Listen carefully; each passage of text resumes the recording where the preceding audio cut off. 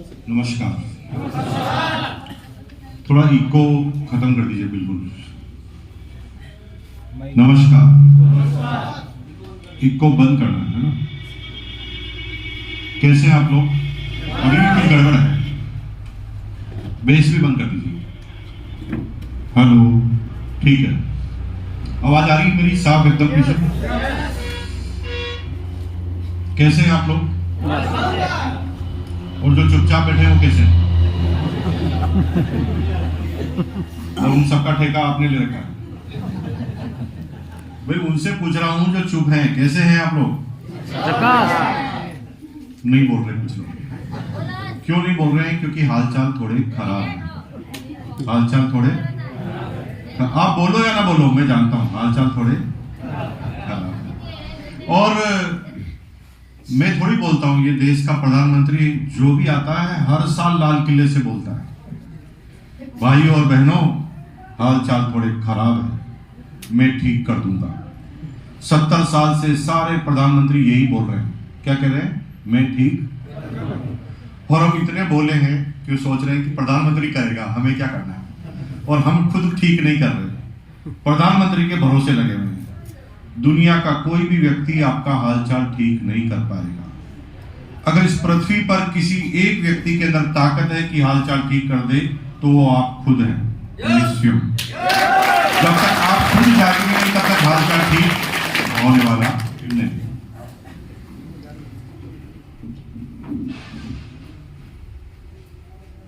प्रश्न यह है, हमारा हालचाल ठीक कब होगा? आंसर यह है कि जब तक तुम्हारी शकल यानी थोबड़ा ऐसा रहेगा, तब तक हालचाल ठीक नहीं होगा। क्योंकि मैं जब से आया हूं तब से कुछ लोग लगातार मुझे घूर रहे हैं।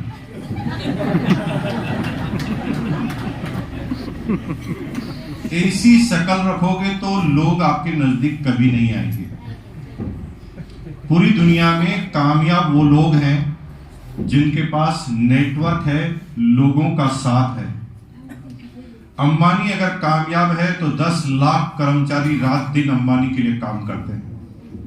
अडानी अगर दुनिया की तीसरी पायदान पर है तो 10 लाख आदमी अडानी के लिए दिन रात काम करते हैं। और वो काम इसलिए करते हैं अडानी और अंबानी के लिए, क्योंकि उनको अडानी और अंबानी से आशाएं हैं। ठीक है जी।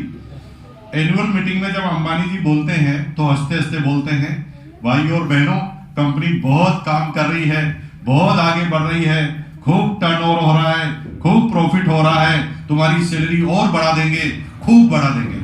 तो लोग काम करते हैं ना साथ में, मुस्कुराते हुए रहता है तो लोग के साथ आते हैं। लेकिन अंबानी एक मीटिंग में आकर बोले, हाय राम बर्बाद हो गया, कुछ चल नहीं रहा, सैलरी देने को नहीं है, तो लोग उसका साथ देंगे? No. लोग भागेंगे उससे। तो फिर तुम्हारी शकल भी तो कहीं ऐसी नहीं है कि लोग देखकर भाग रहे हैं। लोग आपके नजदीक तब आएंगे जब उनकी आशाएं जिंदा रहेंगी। रोते हुए आदमी से कभी आप सुबह सुबह मिलना पसंद करते? नहीं। तो फिर अपनी शकल भी तो आईने में देखो कि कहीं आपसे तो देखकर नहीं भाग रहे लोग। थोड़ा चेहरे पर मुस्कान लाओ, ऐसे थोबड़ा रखोगे कोई नजदीक भी नहीं आएगा। दुनिया बहुत दूर की बात है, तुम्हारी बीवी तक तुम्हारे पास नहीं आएगी। तो मुस्कुराओ यार, क्या टेंशन किस चीज की? तो टेंशन है भाई, जो होना था हो गया, और हम इतने खराब हालत में हैं कि इससे खराब हो ही नहीं सकता। तो फिर टेंशन रखने की क्या जरूरत है? इससे खराब होगा क्या बताओ? इससे खराब कुछ भी होने वाला नहीं है। जैसी हालत हमारी है, इससे ज्यादा खराब कुछ होता ही नहीं। यानी अब अच्छे होने के ही चांस हैं, खराब होने का तो कोई और तरीका ही नहीं है। इतनी ज्यादा तो बर्बादी हो गई, अब क्या खराबी होगी? अब खराबी और अभी कुछ होने वाली नहीं। खुश हो जाओ, अब अच्छा ही होने वाला है, खराब होने वाला नहीं है। हर जगह थोड़ी सी मुस्कुराहट अपने चेहरे पर रखो। अंग्रेजी की एक कहावत है, to attract people to have to be attractive. इसका मतलब है कि आप चाहते हैं कि अट्रैक्टिव लोग आपके नजदीक आए, तो सबसे पहले आपको अट्रैक्टिव बनना पड़े, है ना? आप मुस्कुराओगे तब लोग कहेंगे मैं तेरे साथ हूं। आप कहेंगे लूट गया, बर्बाद हो गया, मर गया, कोई आपके साथ देगा? नहीं देगा। कितनी भी हालत खराब हो, हर चेहरे पर मुस्कुराहट होनी चाहिए। मुस्कुराओगे दुनिया आपका साथ देगी, रोओगे दुनिया आपसे दूर जाएगी। यस यस नहीं, मुस्कुराओ। यस करने से क्या होगा? मुस्कुरा सकते हैं। बहनें यहाँ पर बैठी हैं, मुस्कुराइए। मुस्कुराते रहोगे सब कुछ ठीक हो जाएगा। और जीवन में ये जो चैलेंज है ना, आपके जीवन में जो समस्याएं आ रही छोटी छोटी, कभी इकोनॉमिकल चैलेंज आ जाता है, कभी स्वास्थ्य का चैलेंज आ जाता है, कभी बारिश का, बाढ़ का प्रकोप है, कुछ हो जाता है, अकाल पड़ जाता है, ये कुछ चैलेंज आते हैं ना जीवन में, आते कि नहीं आते? yes. ये क्यों आते हैं पता है? राज की बात बताऊं मैं आपको। ये इसलिए आते हैं क्योंकि हम जिंदा रहकर उसे देखते हैं। यानी जब तक हम जिंदा रहेंगे तब तक ये समस्याएं आती रहेगी। इन समस्याओं को खत्म करने का एक ही तरीका है, मर जाओ। जीवन की सारी समस्या खत्म करना चाहते हैं तो 10वें माले की बिल्डिंग पे जाओ, कूद जाओ। आपके सेदवा में नहीं है, जोधपुर में जाके कूदो। आज की आज समस्याएं खत्म हो जाएगी। अरे ये समस्याएं इसलिए है क्योंकि हम जिंदा हैं, और जिंदा रहोगे तो थोड़े मोटे चैलेंज तो आएंगे। रो रो कर जियो या हंस हंस कर जियो, दोनों ही आपके हाथ में। आंखें खुली रखोगे तो देखना पड़ेगा, मरते हुए भी देखना पड़ेगा, पैदा होते हुए भी देखना पड़ेगा, हंसते हुए भी देखना पड़ेगा, रोते हुए भी देखना पड़ेगा। तब तक ही देखना पड़ेगा जब तक जिंदा रहकर आंखें खुली रखोगे। तो जीवन की सारी समस्या खत्म करनी है तो क्या करना पड़ेगा? तो कितने लोग हैं जो आज की आज अपने जीवन की सारी समस्या खत्म करना चाहते हैं? कोई नहीं। कूद जाओ, बिल्डिंग पे जाकर कूदो, आज की आज खत्म हो जाएगी।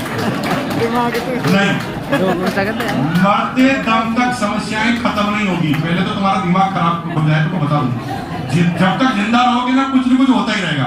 अंबानी की अलग समस्या है, अडानी की अलग समस्या है, मोदी जी की अलग समस्या है, तुम्हारी अलग है, मेरी अलग है। ये सब इसलिए है क्योंकि हम अभी जिंदा हैं। तो भगवान से, अल्लाह ताला से रोज दुआएं करो कि भाई भगवान तुझे समस्या थोड़ी कम लग रही है तो 2-4 और भेज दे। मरना नहीं चाहता, है ना? क्योंकि समस्या होती नहीं, समस्या एक विचार है, एक स्थिति है जिसे हम मान लेते हैं कि समस्या, जबकि वो समस्या होती नहीं। एक आदमी के बच्चा नहीं हो रहा था, बड़ा टेंशन में था। एक आदमी के ज्यादा हो गए, वो भी टेंशन में था। अब यार बताओ किसे समस्या मान रहे हो आप? समस्या क्या है? समस्या होती नहीं है, हम मान लेते हैं कि ये समस्या है। एक आदमी का बच्चा नहीं पढ़ रहा तो समस्या है, और एक आदमी का बच्चा पूरे दिन भर पढ़ता ही रहता है तो समस्या। इसलिए कोई समस्या है ही नहीं। जिंदा रहोगे तो कुछ न कुछ होगा, कोई मरेगा, कोई पैदा होगा, कोई जिएगा, कोई गिरेगा, कोई उठेगा। ये तब तक ही आपको देखना है जब तक जिंदा है। तो आज के बाद खुश रहो, मुस्कुराते हुए रहो। ये दुनिया में देखना तो पड़ेगा जब तक जिंदा रहोगे, राइट? अब तो मुस्कुराओ। अब क्यों टेंशन है यार, इतनी क्या टेंशन रखते हो जीवन? मुस्कुराओ, कोशिश करो, एक बार कोशिश करो, हंसे बिना, मतलब आवाज निकालने की जरूरत नहीं है, चेहरे से बताना है कि मैं कितना खुश। तब दुनिया आपके नजदीक आएगी, बाकी कोई आपके पास आने वाला नहीं। वो भाई साहब पीछे मुस्कुराने की बहुत कोशिश कर रहे हैं, पूरा कोशिश कर रहे हैं, क्योंकि उनके खानदान में कभी कोई मुस्कुराया नहीं। क्योंकि ऐसी बात तो कोई बताता नहीं, किसी एमपी के क्लास में, टीचर में, स्कूल में कोई बताता है कि मुस्कुराओ? ये मैं ही बताता हूँ, और दुनिया में कोई बताता नहीं। मुस्कुराना है ना, हर हाल में क्या करना है? हर हाल में क्या करना है?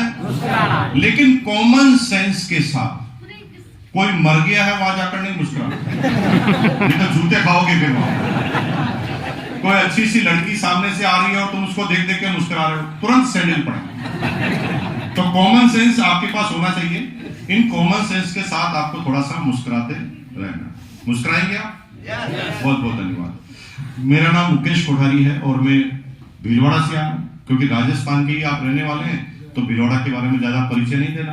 टेक्सटाइल सिटी है भीलवाड़ा, और बेसिकली राजस्थान वीरों की धरती है, राजाओं का स्थान। और मजे की बात है कि ये एरिया जो मारवाड़ का है ना, पूरी दुनिया में राजस्थान को लोग मारवाड़ी के नाम से जानते हैं। लेकिन मजे की बात है कि सारे मारवाड़ी नहीं है, मारवाड़ी केवल प्योर आप ही हम मेवाड़ी हैं, वो राजस्थान का फील होने की वजह से सब लोग मारवाड़ कहते हैं। और मजे की बात बताऊं, मारवाड़ के लोगों के अंदर एक ताकत होती है जो आपको तो पता ही होगी, क्या ज्यादा मैं उसको हाईलाइट कर देता हूं। राजस्थान के जो मारवाड़ के लोग हैं हमेशा ही एडजस्ट करने में नंबर 1 रहे, क्योंकि एडजस्ट बार बार करना पड़ता है। साली कभी बारिश आती नहीं, कभी आती तो ज्यादा आ जाती है, कभी फसल होती नहीं, फली को बनाओ, भिंडी को उगाओ, फिर सुखाओ, फिर पूरे साल भर खाओ। पापड़, दाल, मुंगेरी, अचार, ये सब आविष्कार राजस्थान के, पता, क्योंकि यहाँ हमेशा ही अकाल पड़ता था। यहाँ के लोग ना, अब देखते राजस्थान के किसान आत्महत्या करते हैं, महाराष्ट्र में एक बारिश नहीं हो आत्महत्या कर लेते हैं। राजस्थान तो यार जिंदगी भर ऐसा निकला।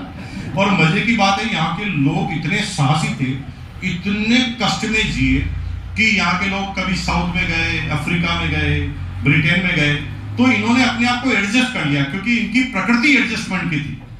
और अभी देख लीजिए, इतनी सी जगह में हमने इतने लोगों को एडजस्ट कर लिया। आते जा रहे थे लोग, आगे खिसकते जा रहे थे। मैं आया था तब भी हॉल भरा था, उसके बाद 200 आदमी बैठ गए, फिर भी हॉल भरा ही है। मतलब एडजस्टमेंट, मतलब राजस्थान के लोगों का एडजस्टमेंट बहुत खतरनाक होता है, और वो भी मारवाड़ लोगों का तो बहुत ज्यादा ही होता है ना। जहां नहीं जाती गाड़ी वहां पहुंच जाता मारवाड़ी। खास बात ही होती मारवाड़ की। सॉरी, मैं इसको स्विच ऑफ करना भूल गया। मैं तो मिठाई खिलाऊंगा, मेरे से मांगोगे नहीं आप। चलो बहुत बढ़िया। तो राजस्थान के लोग शुरू से एडजस्टमेंट में जिए हैं, और इसलिए जहां पर गए वहां पर एडजस्ट हो गए, है ना। महाराष्ट्र के लोग एडजस्ट नहीं होने दे रहे थे, तो राजस्थान वाले कहते यार बैठ जाऊंगा, तेरे घर के नीचे बैठ जाऊंगा, जो चाहिए वो खिला देना। लेकिन ऐसे करते करते घुस गए अंदर। आज बिरला, बांगड़, बजाज, जेके, सिंगारिया, सिंगल, मित्तल, इंडिया की 40% अर्थव्यवस्था कल राजस्थानियों के हाथ में, क्योंकि हमें एडजस्टमेंट आता है। बिहार, जहां पर गंगा नदी, दुनिया का सबसे पवित्र पानी, दुनिया की सबसे पवित्र भूमि, नालंदा विश्वविद्यालय, एग्रीकल्चर का काम, सब कुछ टॉप पर, लेकिन सबसे ज्यादा गरीब आदमी बिहार, और यहां पर कुछ भी नहीं, सबसे अमीर आदमी यहां पर। इसका मतलब है जीवन में मुस्कुराने की ताकत और एडजस्टमेंट की ताकत आपके पास है, तो आप कहीं पर भी जाएंगे सक्सेस होने वाले हैं। तो अपने मारवाड़ी के लिए तो हमें खुद ही ताली बजानी पड़ेगी। गर्व की बात है, मारवाड़ में पैदा हुआ, बहुत गर्व की बात। यहाँ की अभी थोड़ी बहुत मिट्टी में ले जाऊंगा, क्योंकि यहाँ की मिट्टी में ही जादू है। आपको पता नहीं, आप ज्यादा नहीं मानते, क्योंकि यहाँ पर मैं यहाँ से मुट्ठी भर के ले जाऊंगा। भैया ये मिट्टी को बस 2 बार यूं कर लो आप दिन में, आपका काम वैसे हो गया। आपको वक्त नहीं है, आप जिस जगह पे इस मिट्टी को छुओ, यहाँ कमाल होने वाला है, सब कुछ धमाल होने वाला है। तो 1973 में मेरा जन्म भीलवाड़ा में हुआ था, और मेरी इंटर एजुकेशन बीकॉम तक की है। ज्यादा पढ़ा लिखा नहीं हूँ। यहाँ पर बहुत सारे टीचर लोग बता रहे थे कि वो बड़े बड़े टीचर हैं, 1-1 लाख उनको सैलरी मिलती है। तो मैं ऐसा नहीं था भाई, मैं सिंपली बीकॉम मैंने किया है, और बीकॉम करने के बाद प्राइवेट नौकरी से हमने अपना इकोनॉमिकल करियर चालू किया। और प्राइवेट नौकरी मुझे क्यों करनी पड़ी 19.5 साल की एज में? क्योंकि मेरे पिताजी करोड़पति थे। यस, मैं तो अभी चेक कर रहा हूं, कुछ लोग ऐसे आए जैसे कोई सत्यनारायण की कथा। थोड़ा उस मेंटलिटी से बाहर निकलो। हम यहाँ पर